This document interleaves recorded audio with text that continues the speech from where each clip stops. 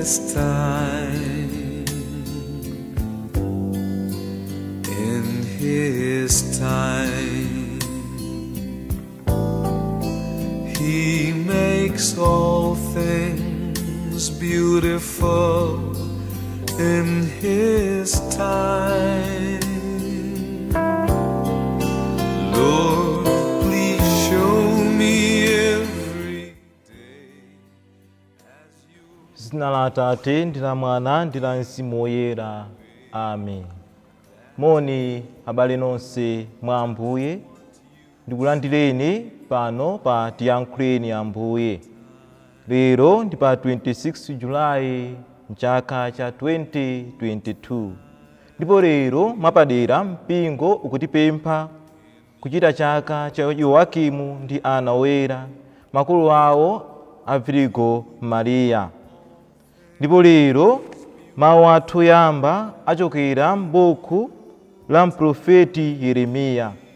Yeremiya mutu wa 14 kuyambira ndime ya 17 kuzalekera ya 22.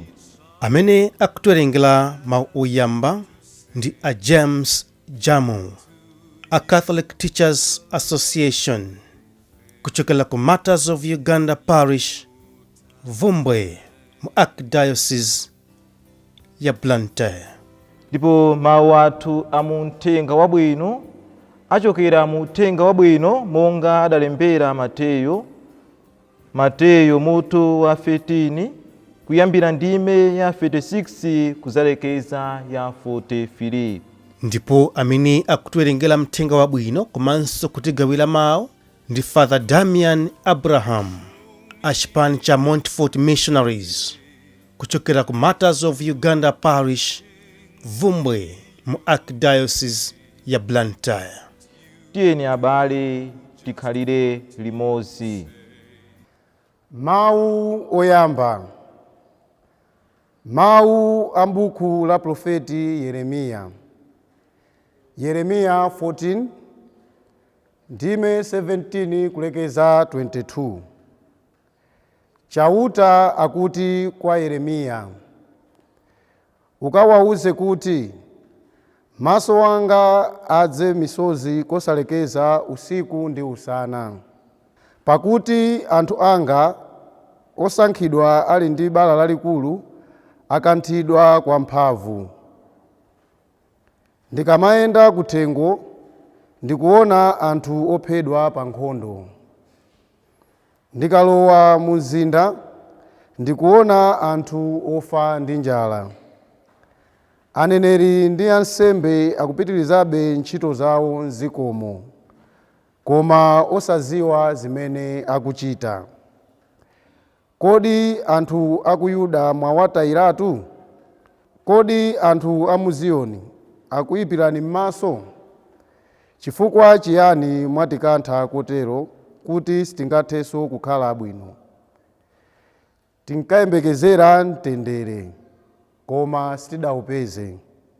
Tinkayembekezera kuchira, koma tidangoopsedwa kwambiri. Inu chauta, tidakuchimwiranidi. Musatikane kuti dzina lanu linganyozeke. Musanyoze mpando wanu wachifumu ndi waulemerero. Mukumbukire chipangano chanu ndi ife, ndipo musachiphwanye.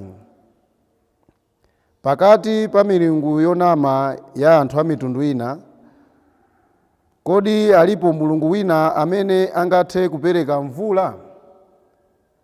Kodi mlengalenga umapereka mvula pawokha? Kodi inu chauta, suja ndinu nokha amene mumachita zimenezi? N'chifukwa chake timakhulupirira inu, popeza kuti ndinu amene mumachita zinthu zonsezi. Mawu a Ambuye. Thokoze Mulungu. Ambuye akhale nanu, akhalenso ndi mzimu wanu. Mawu a muthenga woyera monga adalembera Mateyo. Ulemu kwa inu Ambuye Yesu Khristu.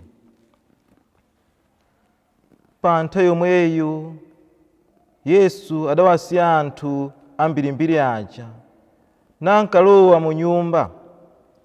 Sono ophunzira ake adazampempha kuti, tatimasulirani fanizo la namsongole wa m'munda lija.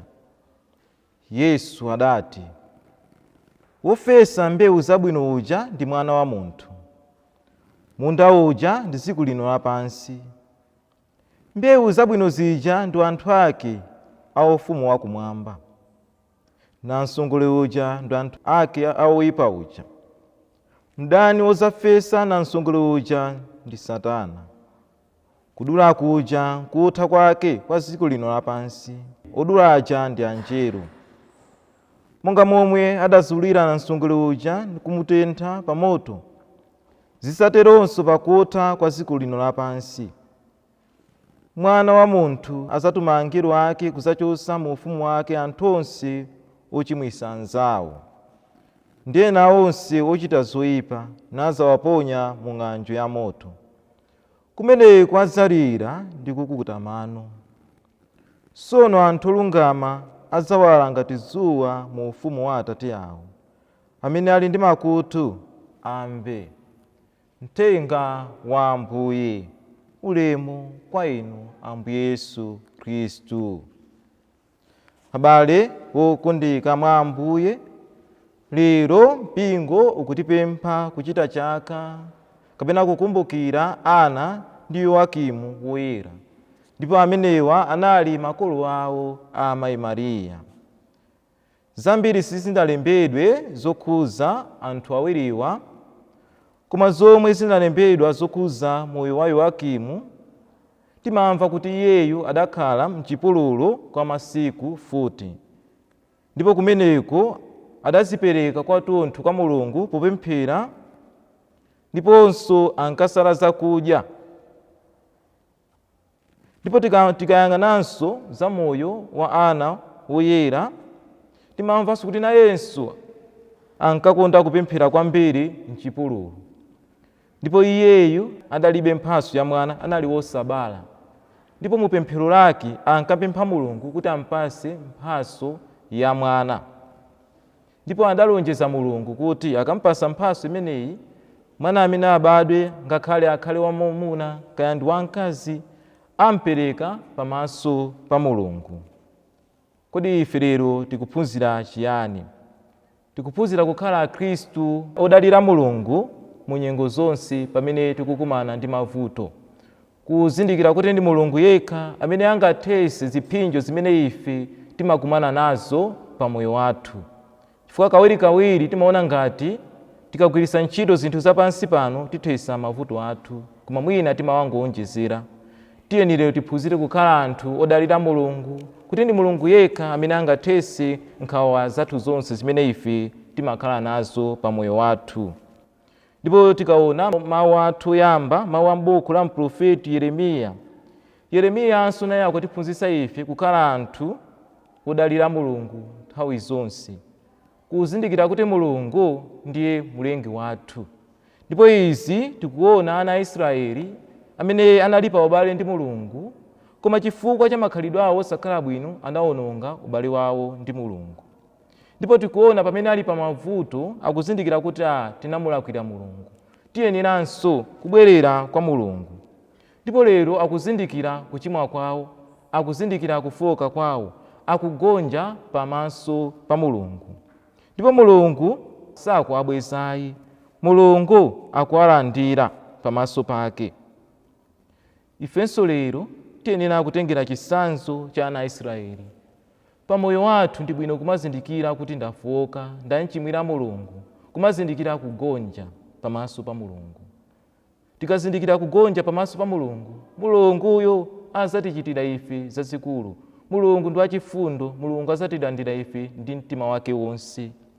Kodi ine pa moyo wanga ndimazindikira kuti ndine wochimwa pamaso pa Mulungu? Kodi ndimagonja pamaso pa Mulungu ngakhalenso pakati pa anzanga? Kawirikawiri mwina timalephera kulandira madalitso kapena kukumana ndi zinthu zabwino pa moyo wathu chifukwa timalephera kugonja pamene ife tabwerera mbuyo. Tiyenera kumakhala anthu ogonja nthawi zonse, ngakhalenso pamene tawachitira anzathu zoyipa, ngakhalenso pamene tili pa udani ndi anzathu, kumazindikira kugonja, kumakhululukirana ndi anzathu. Pamene ndalakwisa ndamulakwira anzanga, ndiyenera kumupepesa kuti pepani ndakulakwirani. Chimodzimodzinso pamene talakwira Mulungu, tizikhala anthu ogonja, ndipo Mulungu azatilandira ife. Ndipo Mulungu tikazindikira kuti Mulungu ndiye mulengi wathu, zizatithandiza ife kuti nthawi zonse tizithawira kwa Mulunguyo. Ndipo pamene tamulakwira Mulunguyo, tizibwerera kwa Iye. Choncho lero ifenso pamene tikukhala pansi pano, ndibwino kumazindikira kuti Mulungu ndiye mulengi wathu. Choncho pozindikira kuti Mulungu ndi mulengi wathu, ndiye kuti china chilichonse chimene ife tizichita pansi pano chizikhala chinthu chokondweresa Mulungu.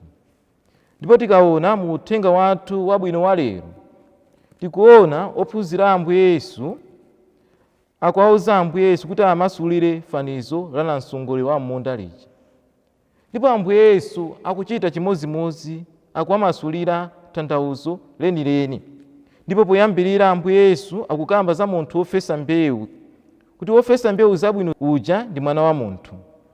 Ndipo munda uja ndi dziko lino lapansi, ndipo mbewu zabwino zija ndi anthu ake a ufumu wakumwamba. Ndipo akunena kuti namsongole uja ndi anthu ake oyipa uja. Ndipo mdani wozafesa namsongole uja ndi Satana. Ndipo kudula kuja nkutha kwake kwa dziko lino lapansi, ndipo odula aja ndi anjelo. Ndipo akunena momveka bwino kuti monga momwe adazulira namsongole uja nkumutentha pamoto, zidzateronso pakutha kwa dziko lino lapansi.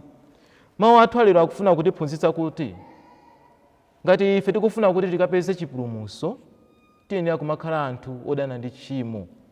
Nthawi zonse tizichita zinthu zomukondweresa Mulungu. Tikachita zinthu zomukondweresa Mulungu, Mulungu azatilandira mu ufumu wake, Mulungu azakondwera nafe. Choncho wina aliyense Mulungu akumuyitana mu ufumu wake pamene tili pansi pano. Choncho mawu athu alero mu uthenga wabwino akutiphunzitsa kuti tiziyesesa kumachita zinthu zabwino nthawi zonse. Mulungu azimva nafe kukoma kudzera mu zintchito zathu, komanso kudzera mu zoyankhula zathu. Inde tinabatizidwa, tinasanduka Khristu, koma chimene chingatipulumutse ife ndiye zintchito zathu za siku ndi siku. Tiyeni lero pamene tikusinkhasinkha komanso pamene tamva mawu athu alerowa, timpemphe Mulungu kuti ayike mwa ife mtima wozindikira kuti zonse zimachokera kwa Mulungu, kuti Mulungu ndiye mulengi wa zonse.